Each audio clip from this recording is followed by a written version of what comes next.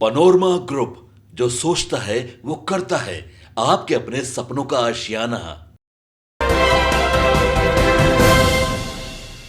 नमस्कार, city post live देख रहे हैं आप। मैं हूं आपके साथ उत्तम झा। देखिए अभी हम हमारे पीछे जो आपको मकान दिख रहा होगा, ये पटना का शंभू गर्ल्स हॉस्टल है। नीट का जो मामला है यहीं से उजागर हुआ था। जिस तरीके से जो घटना हुई, घटना के लगभग एक महीना जो है वो आज होने को आ रहे हैं, लेकिन अभी तक जो इस हॉस्टल को सील करने को लेकर जो है पुलिस अभी तक इस हॉस्टल को सील जो है वो नहीं कर पाई है। तमाम जो सारी चीज़ें हैं वो हम आपको बताएंगे, लेकिन तमाम जो चीज़ें हो रही थी वो तमाम चीज़ें जो हो रही थी वो आपको पता है। यही वो शंभू गर्ल्स हॉस्टल है जहाँ पर छात्रा जो है रहकर पढ़ाई करती थी, और जो घटना हुई है यहीं से उजागर हुई थी कि किस तरीके से तमाम जो सीसीटीवी फुटेज सामने आए कि किस तरीके से एक युवक के द्वारा जो है उसको हॉस्टल से निकाला गया। इस मामले पर पटना एसएसपी और आईजी ने भी संयुक्त रूप से जो प्रेस वार्ता है वो की थी, लेकिन जब पत्रकारों ने सवाल पूछा तो वो प्रेस कॉन्फ्रेंस छोड़कर चले गए। लेकिन ये हॉस्टल है, देख सकते हैं कि हॉस्टल में जो ताला है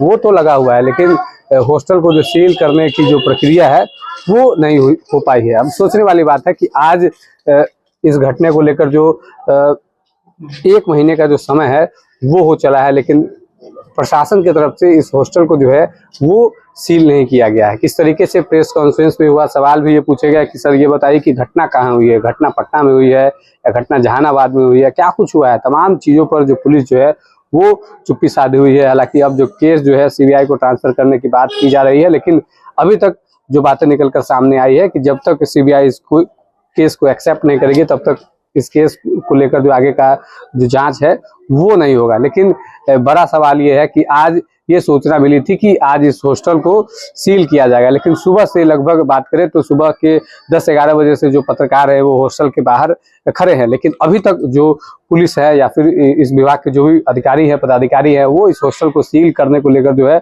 वो नहीं पहुंच पाए हैं। अब शाम के लगभग 5 बजने वाले हैं। सुबह 10 बजे से लेकर शाम के 5 बज गया, लेकिन अभी तक जो अधिकारी है वो इस हॉस्टल को सील करने को लेकर जो बातें चल रही थी कि आज इस हॉस्टल को सील किया जाएगा। जिस तरीके से डीजीपी के भी बयान भी सामने आए थे कि इस तरीके के इस हॉस्टल का जो लाइसेंस है उसको रद्द किया जाएगा, तमाम जो इसके जो ब्रांचेज चल रहे हैं सबको जो है बंद करवाया जाएगा। पीछे बीते दिनों बिहार के डीजीपी विनय कुमार ने ये बातें कही थी कि जिस हॉस्टल में ये मामला हुआ है सबसे पहले उस हॉस्टल के द्वारा जो है पुलिस को ये जानकारी दी जानी चाहिए थी।